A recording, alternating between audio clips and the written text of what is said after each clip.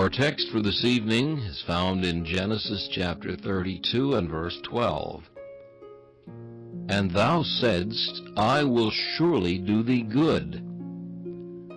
When Jacob was on the other side of the brook Jabbok, and Esau was coming with armed men, he earnestly sought God's protection, and as a master reason he pleaded, And thou saidst, I will surely do thee good.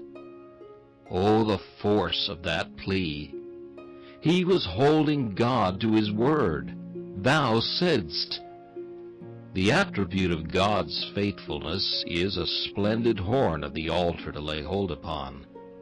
But the promise, which has in it the attribute and something more, is a yet mightier holdfast. Thou saidst, I will surely do thee good. And has he said, and shall he not do it? Let God be true, and every man a liar. Shall not he be true? Shall not he keep his word? Shall not every word that cometh out of his lips stand fast and be fulfilled? Solomon, at the opening of the temple, used this same mighty plea.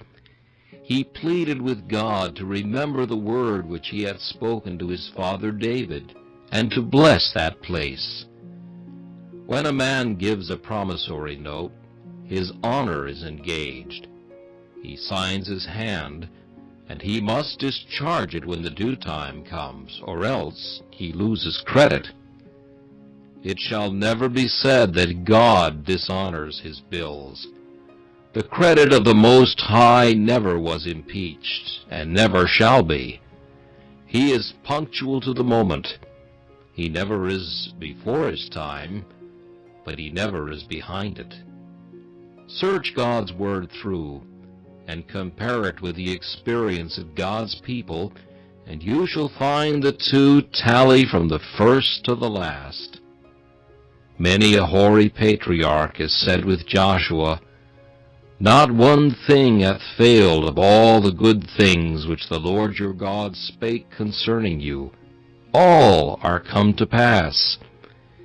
If you have a divine promise, you need not plead it with an if. You may urge it with certainty. The Lord meant to fulfill the promise, or he would not have given it. God does not give us words merely to quiet us, and to keep us hopeful for a while with the intention of putting us off at last. But when he speaks, it is because he means to do as he has said.